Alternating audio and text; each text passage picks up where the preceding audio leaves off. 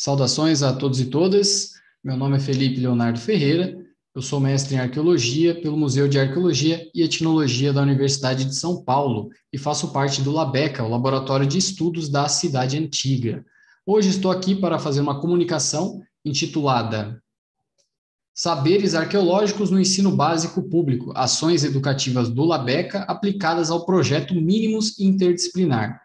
Essa apresentação tem o intuito de participar do primeiro Congresso Internacional do Labora Letames, Desafios do Ensino e Pesquisa em História Antiga e Medieval. Já deixo aqui meus cumprimentos, meu parabéns para a equipe organizadora do laboratório do Labora e também do Letames e demais pessoas envolvidas com o evento. Pessoal, toda essa apresentação que dá conta dessa experiência, ela também saiu na forma de um artigo escrito pela professora Cormichiari, professor Perissato e por mim, relatando essa experiência do projeto Mínimos. Eu vou deixar elencado lá no final. E também tem uma versão expandida dessa mesma apresentação que eu estou fazendo aqui, com 1 hora de duração, lá no meu canal do YouTube. Eu especifico cada uma das etapas dessa nossa aventura aí no Mínimos. E o que é o Mínimos? O Mínimos é um projeto coordenado pela professora doutora Paula da Cunha Correia. Ela é docente do Departamento de Letras da FEFELESH, da USP, e ele teve início ali por volta de 2013, esse projeto. Então, é o ensino de língua, de grego e latim, aos alunos do Fundamental 2. E esse projeto ele é aplicado na Escola Desembargador Amorim Lima. Só para vocês terem uma ideia, que a posição dela é importante, ela fica próxima da USP, essa escola. E por estar próxima da universidade, há uma troca intensa ali, a facilidade de intercâmbio de ideias, os alunos fazerem estágio lá, os alunos da universidade, os alunos do colégio visitarem a universidade e os professores aplicarem esse tipo de projeto. Essas disciplinas, tanto a grego e latim, elas são ministradas por bolsistas ou voluntários da universidade, graduandos, pós-graduandos. Toda a experiência do Amorim, o Amorim ele tem uma característica muito peculiar, o projeto dele é um pouco diferente, o funcionamento de uma escola tradicional. Ele foi muito baseado e inspirado na escola da Ponte, lá de Portugal, e vocês podem dar uma olhada em como funciona essa organização melhor no artigo do professor Oswaldo Souza, também na dissertação de mestrado dele, e esse artigo que foi escrito junto com o Luiz Carlos Menezes. É uma escola que funciona com avaliações diferenciadas, então não são provas, são roteiros. Em determinados momentos, os alunos podem se reunir no salão, com várias séries diferentes ali. O sucesso desse projeto levou a novas parcerias. Então, a gente tem a professora doutora Cormichiari, Maria Cristina Cormichiari Passos, que ela é coordenadora do LABECA, e com isso surgiu o núcleo de arqueologia do Mínimos. E já em 2018, foram introduzidas as matérias de filosofia, ministrada pelo doutorando Antônio Kirsteneski, e História e Arqueologia da Antiguidade Clássica, tendo o doutorando Felipe Perissato à frente. Em 2019, o Felipe passou o bastão para mim, que na época estava fazendo mestrado, né? Felipe Leonardo Ferreira. Eu assumi a disciplina e a ministrei em 2019 sua versão presencial, em 2020 a sua versão online.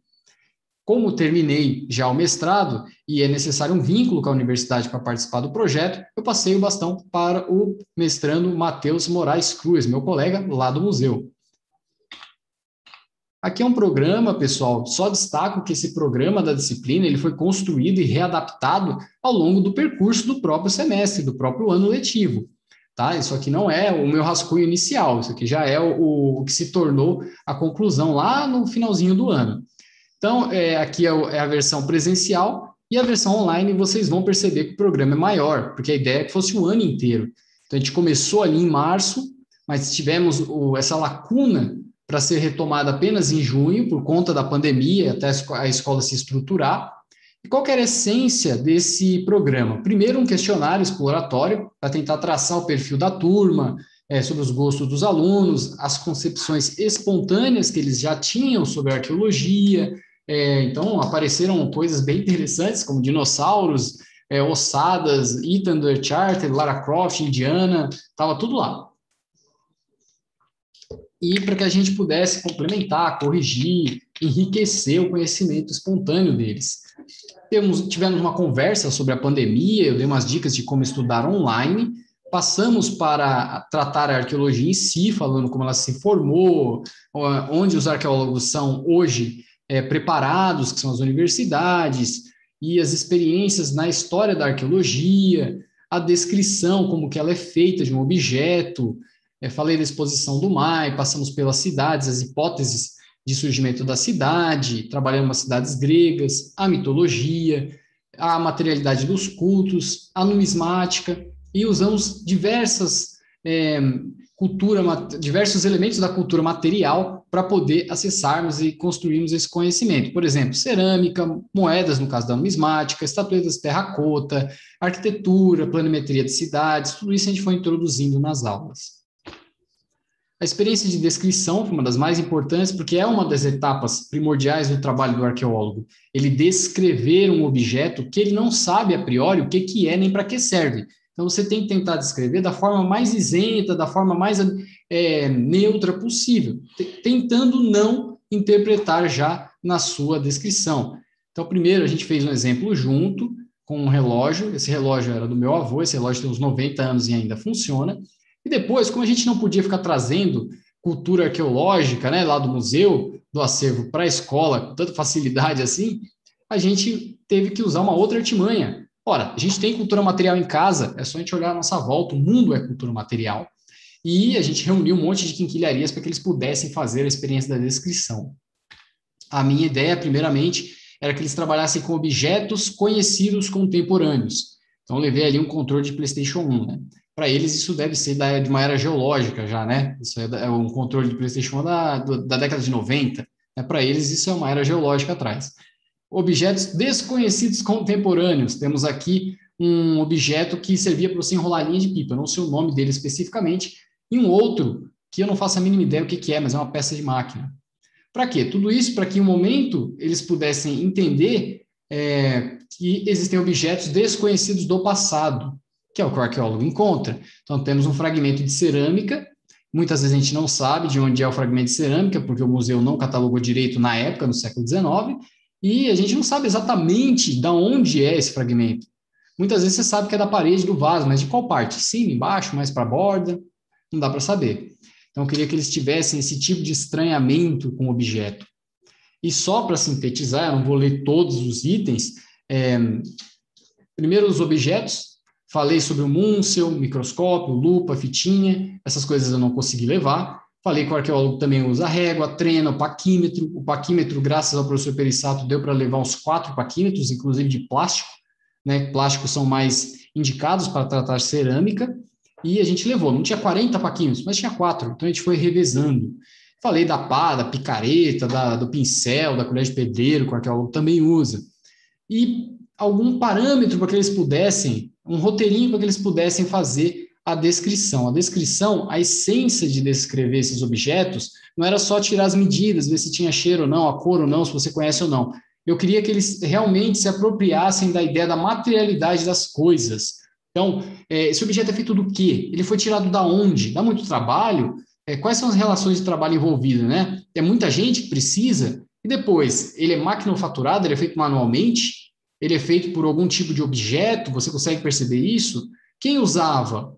Depois ele foi descartado, ele foi ressignificado, ele recebeu um outro significado depois que nós o escavamos, né? Tudo isso eu queria que eles tivessem uma ideia da vida da cultura material de um objeto. É claro que essa é uma experiência que a gente não pega do dia para a noite, né? Tem certos desafios, a gente tem que ir treinando com uma musculação, ó, e eles foram descrevendo. Essa menina foi bem esperta, ela colocou logo a silhueta da chave para não colocar as medidas. Em um outro momento do nosso curso, eu tentei fazer uma aproximação com a ideia do professor Guilherme Moebeck, que ele é um professor da UERJ e ele também dá aula no ensino fundamental. E ele pediu para os alunos que criassem uma mitologia deles, porque eles estavam estudando a mitologia greco-romana e o professor queria que eles criassem algo deles, da cabeça deles, inspirados naquilo que eles haviam estudado, para que eles se apropriassem do conhecimento. Então, foi mais ou menos isso que eu tentei fazer durante todo aquele ano e também na versão online. Então, primeiro, só para exemplificar, escudos de família. A gente fez um concurso de escudos. Cada um desenhava um escudinho, podia ser o escudo símbolo da sua família, tal. E depois, pelo concurso, a gente elegia o escudo que seria o símbolo da sala, mais ou menos simulando como as aristocracias fizeram ali numa das teorias de surgimento das cidades, né? Depois, com a organização do espaço, as religiões, as cerâmicas, moedas, espaços sagrados, os costumes funerários, tudo. Eu passava a parte que estava da teoria, falando dos gregos, e pedia que eles construíssem algo deles. E isso aqui apareceu. O escudinho que ganhou para ser o símbolo da sala, um outro escudo que eu achei representativo, ele fez bastante capricho, com compasso e tal. Aqui temos a planta de uma cidade de Plários, uma cidade que não existe, que ele criou, e o aluno criou. Esse aqui eu me lembro que foi um aluno. E ele criou em 2 momentos a cidade, eu nem tinha pedido para fazer isso. Ela mais antiga e ela mais urbanizada. Achei bastante criativo. As moedas, a experiência das moedas, teve gente que caprichou, olha só, tirou praticamente o decalque da moeda. Temos aqui também cerâmica, eles decoraram, pintaram, eu enchi o saco deles para pintar também, porque eles estavam só fazendo desenho. Eu falei, vou abusar, pinta isso aí, pinta isso aí, coloca uma cor aí, porque os vasos eles eram pintados. Aí eles pintaram o vaso. Também trouxemos aqui todos os elementos digitais que o museu ele tem à disposição. Então, aqui é o site do museu, do LABECA, né?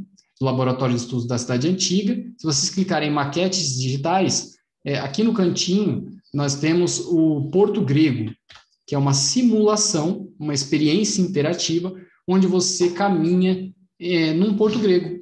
Tudo isso construído pelo professor Alex Martiri, e onde você encosta nos objetos nesse Porto Grego, nós temos informações deles. Então, do vaso, ali da porta da cidade, se vocês irem lá para o fundo, virar à esquerda, vocês vão chegar na região onde eram feitas as manutenções das embarcações e também construções delas. Aqui, onde a gente não está vendo, porque está atrás dos nossos olhos, há um farol. Você pode virar, dar uma olhadinha no farol. E as crianças piram nesse negócio porque lembram do videogame, né? Falei dos livros que o museu e o LABECA já produziram. De repente, eles podem usar em algum trabalho daí para frente. Do canal do LABECA, então, agora ele está todo organizado, o professor Guilherme Rodrigues mexeu nele, organizou em playlists, nós temos agora podcasts, documentários, trabalhos dos nossos membros. Aqui é o documentário de Siracusa também disponível, produzido pelo LABECA e o professor Silvio Cordeiro. E eu trouxe também várias fotos da exposição Polis, Viver na Cidade Antiga, que esteve aí aberta entre 2016 e 2019, mais ou menos. E essa maquete, eu adoro ela, é a minha favorita, a minha preferida. Ela tem mais ou menos 1,5 metro de aresta, é de selinonte, dá para trabalhar um monte de coisa em cima dela. Se vocês estiverem curiosos, depois me perguntem. Olinto, nós temos ainda Posidônia e Éfeso, que não estava na exposição, tá? Eu acho que é Éfeso, se eu não me engano, tenho que conferir. Mais objetos da exposição, um elmo e uma ânfora. Aqui mais uma experiência digital, também fruto aí do professor Alex Martiri. Nós temos uma casa grega com 2 andares, você pode andar, que é realmente a experiência do videogame. E também um vaso, esse é réplica, onde você tem a decoração em alto relevo, para que as pessoas que tinham ou têm alguma desvantagem visual consigam também ter essa experiência e ler a nossa, entre aspas, a nossa decoração do vaso através do tato. Então, esse esquife de vidro é retirado quando nós temos algum visitante com dificuldade ou algum tipo de desvantagem visual. Pessoal, só para não falar que foram tudo flores, algumas experiências que foram desafiadoras. Captação e manutenção da atenção dos alunos. Então, e a questão dos celulares. A gente tinha uma disputa, né? O professor está sempre disputando com o celular e às vezes a gente perde. Né? E também, às vezes, os alunos ligavam no começo o celular com música alta, então a gente teve que fazer uma certa negociação. Tá? E adequação do momento teórico com o prático da aula. Como não tínhamos material didático de arqueologia, já que a arqueologia não é uma disciplina do ensino básico, a gente teve que ir fazendo adaptações e usamos todos os recursos que o museu e o LABECA já tinham produzido. Construção de materiais, kits de ferramenta, montagens de recurso de multimídia, né? Quem dá aula sabe que ficar arrastando projetor e fiarada para tudo quanto é lado é um desafio. Dificuldade de pedir tarefas de uma semana para outra, eu preferi fazer as tarefas na hora, com eles na sala de aula, no tempo da sala de aula, depois, se não desse, a gente pegava na outra aula para fazer. A versão online, a questão da assiduidade, porque muitos alunos da versão presencial depois não migraram para a versão online. Então, a gente tinha 50 alunos, na versão online vinham por volta de 20, tanto na minha aula quanto na do Antônio. Experiências positivas, essa troca que houve entre os professores que se sucederam na disciplina de arqueologia. Então, todo o material que o Perissato produziu, ele passou para mim. Todas as experiências positivas, onde acertou, onde errou, o que deu certo, o que não deu, ele passou para mim e eu passei para o Matheus. Também a questão do legado dos materiais didáticos, a mesma coisa, a gente foi passando de um para o outro. Apoio da escola, dos alunos, do professor Antônio de filosofia. No período da aula dele, eu ficava como monitor dele, e depois ele ficava como meu monitor na hora da aula de arqueologia, onde a gente se ajudava a organizar grupo, pegar giz, organizar a sala e tudo mais.